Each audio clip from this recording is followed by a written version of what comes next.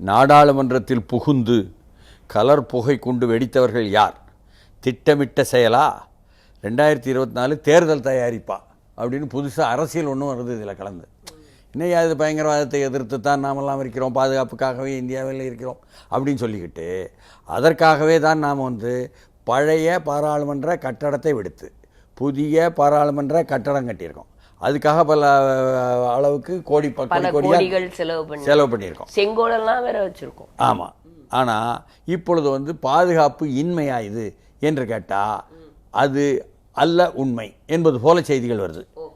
அதாவது என்னன்னு சொன்னா, நேற்று டிசம்பர் 13 ஆமா ஆனிவர்சரி எல்லாருமே பாத்தீங்க அப்படின்னா காலையில் பெரிய பெரிய தலைவர்கள் மோடி உட்பட சென்று இறந்தவர்களுக்கு அஞ்சலி செலுத்திருக்காங்க. ஏன்னா பாராளுமன்ற இது 2001ஆம் ஆண்டு நடந்ததுனால அதான் பாயிண்ட். முதல்ல 2001ஆம் ஆண்டு வாஜ்பாய் ஆட்சியில் வச்சு பழைய கட்டடமாக பாராளுமன்றம் இருக்கும்போது ஒரு தாக்குதல் நடத்தப்பட்டது. கட்டடத்துக்குள்ள நுழைய முயன்றவர்களை வெளியவே வந்தாங்க. என்ன அதாவது ராணுவம் துணை ராணுவ பேரை போட்டுக்கிட்டு வந்தாங்க. வந்தவங்க எல்லாமே வச்சிருந்தாங்க ஆயுதங்கள். அவங்கள உள்ளே விட்டுட்டாங்க. ஏன் விட்டாங்க தெரியாது. வந்தவங்க என்ன டப்பட்டப்பட்டப்பட்டப்பட்டப்பன்னு வெளியில் பாராளுமன்ற கட்டடத்துக்கு வெளியே சுட்டாங்க. மற்றவர்கள் பாதுகாப்பு இருந்த இராணுவங்கள் திருப்பி சுட்டாங்க. அந்த பக்கம் இந்த பக்கம் இறந்து போனாங்க. வந்தவங்க 5 பேருமே இறந்துட்டாங்க. பாதுகாப்புக்கு இருந்தவங்க ஒரு 9 பேர் இறந்து. இதற்கு முத்திரை குத்தி காஷ்மீரில் உள்ள ஒருத்தரை பழைய ஆளை பிடிச்சி இவங்க முகாமிலே வச்சுருந்தவரை தூக்கலையும் போட்டுட்டாங்க. இவ்வளோ விஷயம் நடந்தது. அப்போ அந்த தாக்குதல் நடக்கும் பொழுது ஜார்ஜ் பெர்னாண்டஸ் பாதுகாப்பு அமைச்சர் வெளியில் அப்படி நடந்து வந்தது எல்லாமே நமக்கு அப்படியே படக்காட்சியாக நினைவுக்கு வருது. சரி, அந்த நாள் தான் நேற்றைய நாள். அதனால அஞ்சலி செலுத்தினாங்க.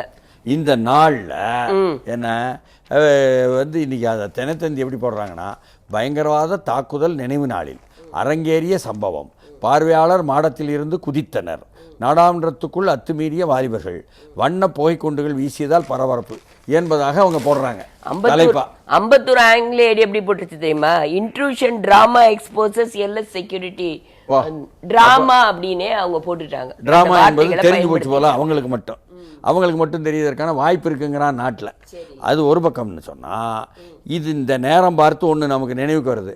அமெரிக்கா எங்கள் நாட்டில் இருக்கக்கூடிய குடிமகனான பன்னூன் என்று சொல்லப்படக்கூடிய காலிஸ்தான் தலைவரை கொல்வதற்கு நீங்கள் ஆள் வச்சு சதி பண்ணினியோ உங்கள் ஊர்க்காரரு அப்படின்னு சொல்லி போட்டு இந்தியா மேலே ஒரு குற்றம் சாட்டி ஒரு அதிகாரி மேலேயும் குற்றத்தை சாட்டாங்க. சரி, இது பயங்கரமான விஷயமா இருக்கும். அந்த பன்னூன் பதில் சொல்கிறாரு, வா வர்ற பாராளுமன்ற மேலே தாக்குதல் நடந்த அன்னைக்கு பாரு அப்படின்னு சொல்லி சொன்னார். அதைத்தான் சும்மா ரீல் விட்டாரெல்லாம் விடலாம். ஆனால் அந்த நாளை அப்படி சொன்னாரா, சொன்னதை பயன்படுத்திடுவோங்க என்பதாக ஒரு சக்தி ஏற்பாடு செய்த சக்தி அதை பயன்படுத்தி விட்டார்கள். அதனாலதான் நாடாளுமன்றத்தில் பாதுகாப்பு குறைபாடா, காலிஸ்தான் தீவிரவாதி மிரட்டலுடன் தொடர்பா அப்படின்னு சொல்லிட்டு அந்த அண்ணா சாலை ஆங்கிலேயனுடைய தமிழேடு எடுத்து போட்டிருக்கிறது. அப்போ அதை பயன்படுத்தி தான் மக்களவைக்குள்ள புகுந்தனர். ஆனால் பார்வையாளர் மாடத்தில் இருந்திருக்காங்க நிறைய பேர். சரி, அதுல 30-40 பேர் இருந்திருக்காங்க. 100 பேர் வரன்னு சொல்றேன். அதுல 2 பேர் என்ன குதித்தனர். எம்பி மாதிரி இருக்கக்கூடிய இடத்துக்குள்ள அது எப்படி குதிக்க முடியும்? அது எப்படி அங்கே குதிக்க முடியாது? அந்த பழைய பாராளுமன்றத்தில் இதை இப்படியே கட்டியிருக்கிறார்களே, பாதுகாப்பின்மை காரணமா? அப்போ மோடி இவ்வளவு செலவழித்தாரே, பாதுகாப்பின்மையெல்லாம் எதிர்கட்சி பேச உள்ளபடியே நம்ம விசாரிச்சு பார்த்தா குதிக்கலைங்க. படியில இறங்கி இங்கே உள்ள இந்த எம்பிமார் உட்கார்ற இடத்துல ஏறி அவங்களுடைய அந்த மேசையிலேயே டமால் டமால்னு ஏறி குதிச்சு அங்கதான் குதிச்சாங்க. மேஜையில தாவி குதிச்சார்கள். அதாவது என்பது நமக்கு தெரிஞ்சு போச்சு. என்ன காட்டினாங்களே, கவனத்தை ஈர்க்க. நாங்கள் கவனத்தை ஈர்க்கத்தான் செய்யறோம். யாரையும் தாக்கினோமா, அதாவது யாரையும் கொலை செய்யவோ, ஆயுதங்கள் எடுத்துக்கொண்டு வரவோ, வெட்டவோ, குத்தவோ, என்ன பிடிச்சு தள்ளவோ, துப்பாக்கியால் சுடவோ எதையும் செய்யவில்லை. அப்படி எதுவும் எடுத்துட்டு வரல. ஏன்னா எம்பிகளே அவங்கள ரவுண்டு கட்டி பிடிச்சிட்டாங்க. மார்ஷல்ஸ் காணாங்க அங்க எங்கேயுமே. அதுக்கப்புறமா தான் மார்ஷல்ஸ் வந்திருக்காங்கிற ஒரு தகவலும் வருது. அப்போ அங்க இருக்கக்கூடிய பாதுகாவலர்கள், நீங்க சொல்லக்கூடிய ஆங்கில வார்த்தை மார்ஷல் அல்லது இந்தி வார்த்தை, அவர்கள் எண்ணிக்கை குறைவா இருந்தாங்க, காலி பணியிடமா இருந்தது என்பது ஒரு பக்கம் அவர்கள்ட்ட இருக்கக்கூடிய பலவீன அம்பலமாயிருச்சு. ஆனாலும் கூட வந்தவங்க என்ன பண்ணியிருக்காங்கன்னா கலர் புகை குண்டு தான் வீசியிருக்காங்க. அம்பிட்டு தான். அதாவது ஆன்லைன்லயே கிடைக்கக்கூடிய கலர் ஸ்மோக் 287 ரூபாய் கொடுத்தா கிடைக்கக்கூடிய இதுல வந்தவங்கல்ல மனோரஞ்சங்கிறவர் பெங்களூர்காரரு, மைசூர்லக்காரரு, ஆனா பெங்களூர்ல இருந்தாரு, படிச்சாரு. அவரு வாங்கினதெல்லாம் எங்கன்னு கேட்டா மனோரஞ்சனும் என்ன இன்னொருத்தர் சாகர் சர்மா, ஆமா உத்தரப்பிரதேஷ்காரரா, ஆமா பாரதிய ஜனதா கட்சியினுடைய எம்பியிடம் அனுமதி சீட்டு பெற்றவர்கள், பிரதாப் சிம்ஹாட அனுமதி பெற்றவர்கள் அப்படிங்கிறவங்க. ஆமா. அப்போ என்ன அப்படி வந்து அந்த பிரதாப் சின்ஹா என்பவர் யாரு கேட்டா இந்துத்துவ கொள்கையில கடுமையாக உள்ளவர். அந்த விஜய் கர்நாடகாங்கிற செய்தி சேனல்ல அவரு வேலை செஞ்சிருக்காரு. மோடியை பற்றி சுயசரிதை 2018 எழுதியிருக்காரு, 2008 எழுதியிருக்காரு. அவரு 2008 அவர் வந்து சிஎம் இருக்கும்போதே எழுதிட்டாரு.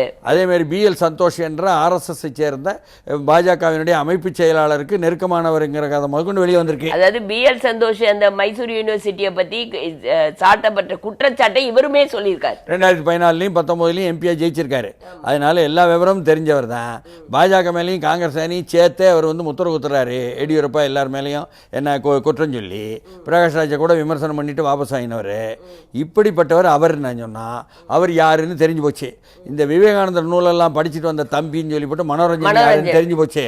அப்ப ஹரியானா மகாராஷ்டிராவில் இருந்து வந்தார் ஷிண்டே, ஹரியானால நீலம் வந்தாங்க. ஆமா, அவங்களும் பார்த்தீங்கன்னு சொன்னா அங்கங்க கலந்துகிட்டதாக சொல்லிட்டு அவர்களும் கூட என்ன கோஷம் போட்டாங்கன்னா ஏதோ ஜனநாயக வேஷம் போட்டுக்கிட்டு கோஷம் போட்டிருக்காங்க. சர்வாதிகார மாரி மணிப்பூரை பேசியிருக்காங்க, ஜெய்பீம் இருக்காங்க, பாரத் மாதா கி ஜெய் இருக்காங்க, பெண்களுக்கு எதிரான வன்முறையும் பேசியிருக்காங்க, அரசியல் சாசன சட்டத்தை பத்தியும் பேசியிருக்காங்க. அதனால இதை வைத்து 2024 தேர்தலுக்கு முன்பாக ஒரு திட்டமிட்ட செயலா, அப்பொழுது நடந்த பல்வாமா மாதிரி இதுவா, அப்போ நடந்த சர்ஜிக்கல் ஸ்ட்ரைக் மாதிரி இவர்களுக்கு எதிராக என்ன நாங்கள் நடவடிக்கை எடுக்கிறோம் சொல்லி போட்டு எப்படி வந்து